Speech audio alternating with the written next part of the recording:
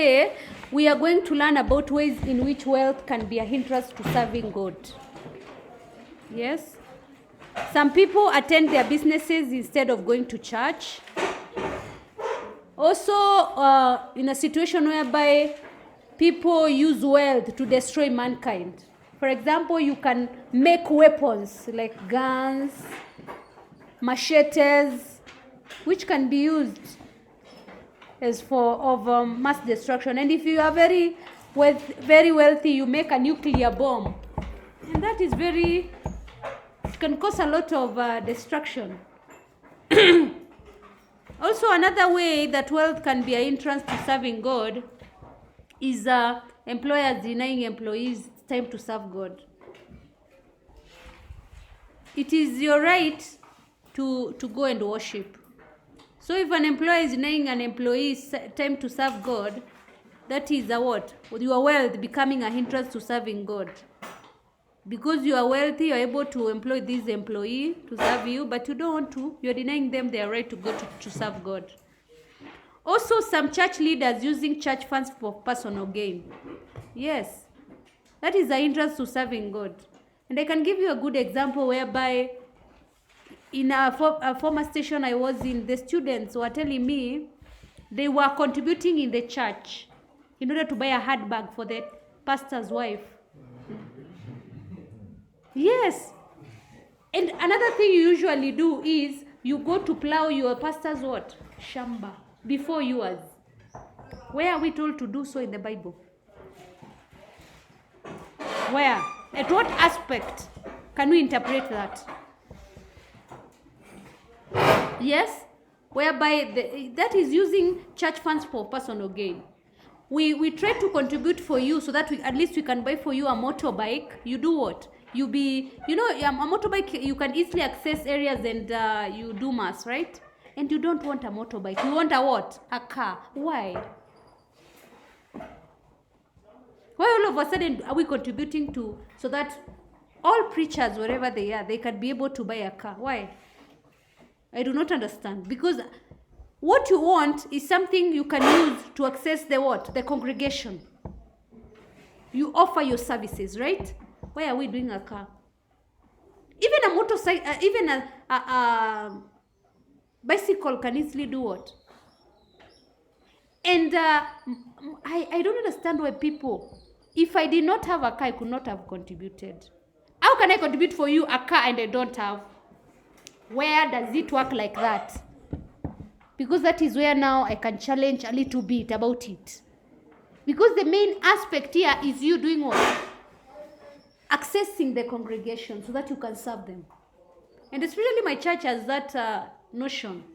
Where we go wrong, I usually point it out. If you've ever had them contributing to buy a motorcycle, raise up your hand. If I ask you for a car, everyone will raise up their hands. Yes. So, that is now whereby we are talking about wealth being a hindrance to serving God. Because if someone does not contribute for you, of course we are human beings, yes? You'll have some attitude towards them. So-and-so never contributed. Yes? When we contribute so that in different churches, I'm not talking about a specific church right now. When we contribute so that you can go abroad for Christian lessons. Why are you going abroad? We have the UBC here, yes? We have the Bibles, yes. Why don't you go there to study? Or in the university of the country, why do you have to go where? To the States. Why? We don't have lecturers here. And then all of us have to contribute so that you can go abroad. Why? It happens. And I wonder what happens to before, most of like in the church, even now it happens. If you're a priest and you're becoming a bishop, the donors bring what? They gift you a what? A good car. They gift you. The congregation doesn't have to contribute. What of a church that cannot afford to have a what? A fund, someone who's funding them. What will happen? Because now that is whereby now you're going to burden the what? The people. And it's going to be a hindrance to what? To serving God. Because every time you'll feel like you are not complete. You cannot, because this is your own pastor. This is my priest. I want to be able to cater to them. It's because we are told to take care of them, right? But now you've taken the bar so high, and I cannot be able to do what? To afford it. That is whereby the question of what is right in the church and what is not there. Some of the questions I pose it to you so that you can think about them. Because I usually, as your teacher, think about them. Because I have to pray to God. I have to go to church. It is a must. It is not even something we have to argue about. But there's some things that are cropping up that we need to think about them.